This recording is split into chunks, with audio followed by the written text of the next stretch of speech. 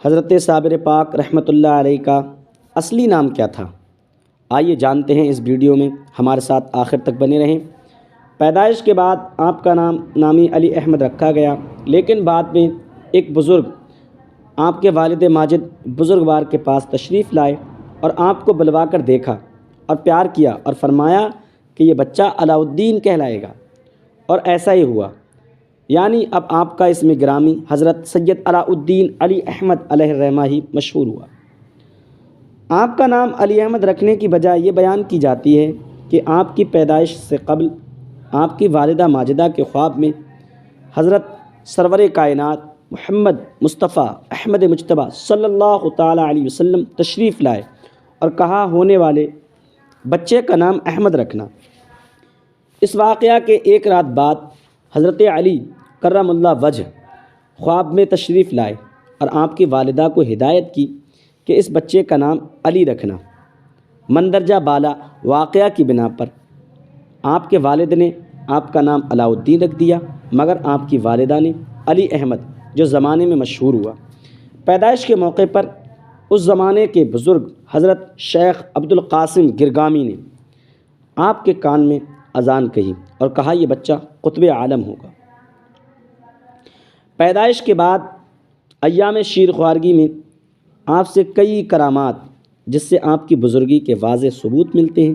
مثلاً آپ کے صبر و شکر کا پہلا واقعہ یہ ہے کہ پیدائش کے بعد کئی روز تک آپ نے دودھ نہیں پیا۔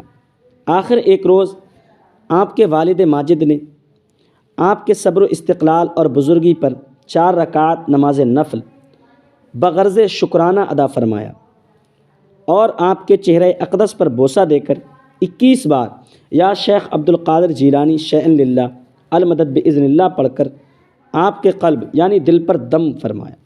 پس اس اسم متبرک کی بدولت آپ نے اسی وقت دودھ نوش فرمایا اور 1 سال تک متواتر یعنی لگاتار آپ کا یہ معمول رہا کہ آپ ایک دن روزہ رکھتے اور ایک دن دودھ نوش فرماتے۔ اس کے بعد یہ دستور رہا کہ ایک دن دودھ نوش فرماتے اور 2 دن روزہ رکھتے تھے، اور 2 سال کے بعد خود بخود دودھ پینا چھوڑ دیا۔ بیان کیا جاتا ہے کہ اب آپ کی عمر 3 سال کی ہوئی تو آپ نے خود بخود دودھ پینا چھوڑ دیا اور روٹی کھانا شروع کر دی، لیکن آپ عام بچوں کی طرح صبح دوپہر اور شام روٹی نہ کھاتے، بلکہ دوسرے یا تیسرے روز روٹی کھایا کرتے تھے، جو مقدار میں نہ ہوتی جس سے صرف زندگی کی وفا مقصود ہوتی۔ اس کے لیے اس واقعہ سے معلوم ہوتا ہے کہ آپ کی زندگی میں صبر و شکر کا آغاز بچپن ہی سے ہو گیا تھا۔ جب آپ کی عمر 4 سال کی ہوئی تو آپ نے گفتگو شروع کر دی، جس کے متعلق کافی کتابوں میں لکھا ہے کہ جس وقت آپ کی عمر 4 سال کی تھی تو آپ نے ربیع الاول 596 ہجری بروز اتوار کو جب نیند سے بیدار ہوئے تو پہلا کلمہ جو زبان حق سے صادر ہوا تھا وہ لا موجود الا اللہ، یعنی اللہ کے سوائے کوئی موجود نہیں۔ آپ کے والد صاحب بھی اس وقت قریب موجود تھے۔ آپ کی قوت گویائی اور اس فصیح و بلیغ کلام کے ساتھ جو صوفیہ اعظام اور اولیاء اکرام کے لیے راحت روح ہے، سن کر اللہ رب العزت کا شکر ادا کیا اور اللہ کی بارگاہ میں خوب دعائیں کی۔ اب پیش کردہ واقعہ سے یہ واضح ہے کہ آپ کی ولایت بچپن ہی میں نمایاں ہو گئی۔ آپ کے حالات و واقعات پر مشتمل کتابوں میں مرقوم ہے کہ اکثر یہ بات آپ سے صادر ہوئی ہے کہ آپ دن میں 6 مرتبہ سجدہ فرمایا کرتے تھے، اول صبح کو، دوم دوپہر کو، سوم تیسرے پہر کو، چہارم عصر کے وقت، پانچویں مغرب کے وقت اور چھٹے عشاء کے وقت، اور اکثر آپ لا موجود الا اللہ کا ورد فرمایا کرتے تھے، اور کبھی کبھی ایک حالت خاص آپ پر طاری ہو جایا کرتی تھی۔ شب میں آپ بہت کم سوتے تھے، زیادہ تر شب بیداری بے ساختہ۔ اس وقت آپ کے منہ سے اللہ نکل جاتا اور اس وقت آپ کے چہرہ مبارک کا رنگ تبدیل ہو جایا کرتا تھا۔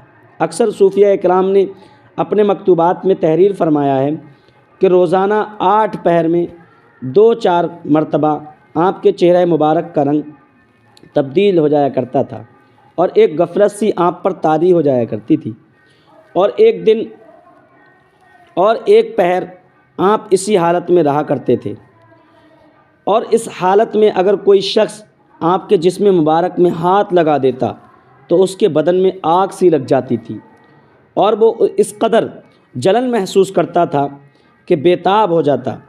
جب آپ کو ہوش آتا تو فرماتے شکر الحمدللہ۔ آپ بچپن سے ہی پرہیزگار اور مجاہد تھے۔ بچپن میں ایک دفعہ آپ پر ایسا وقت آیا کہ آپ نے رات کو چارپائی پر سونا بھی ترک کر دیا، دن کو جنگلوں میں چلے جاتے اور وہاں یاد الہی کرتے اور تمام رات عبادت میں گزار دیتے، کئی روز گوشہ تنہائی میں بسر کرتے، کسی کو اپنے پاس تک نہ آنے دیتے، اور نہ کچھ کھاتے اور نہ کچھ پیتے تھے۔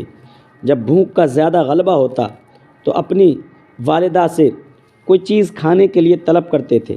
گھر کی مالی حالت اچھی نہیں تھی کہ اکثر اوقات ایسا بھی ہوتا تھا کہ آپ کو بھوک لگتی اور گھر میں کھانے کو کچھ موجود بھی نہ ہوتا تھا۔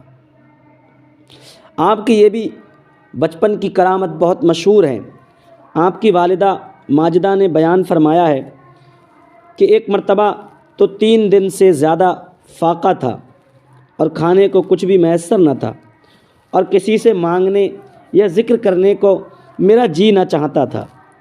صبح کی نماز سے فارغ ہو کر صابر پاک میرے پاس آئے اور مجھ سے کہا کہ آج بھوک بہت لگی ہے، کچھ کھانے کو دو۔ دوپہر تک میں نے حیلہ حوالے سے ٹالا اور بہت کوشش کی کہ کچھ میسر آ جائے تو پکا کر ان کو کھلا دوں، مگر کچھ بھی میسر نہ ہوا۔ ظہر کے بعد پھر صابر پاک میرے پاس آئے اور کہا کہ میں بھوک کی وجہ سے بےتاب ہو رہا ہوں، کچھ کھانا کھلا دیجیے۔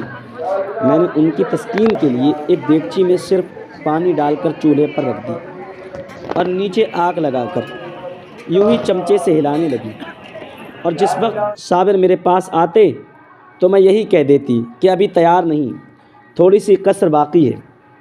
غرض کہ اسی طرح مغرب کے وقت تک ٹالتی رہی، لیکن مغرب کی نماز کے بعد صابر میرے پاس آئے اور کہا کہ اب مجھ کو تاب نہیں ہے۔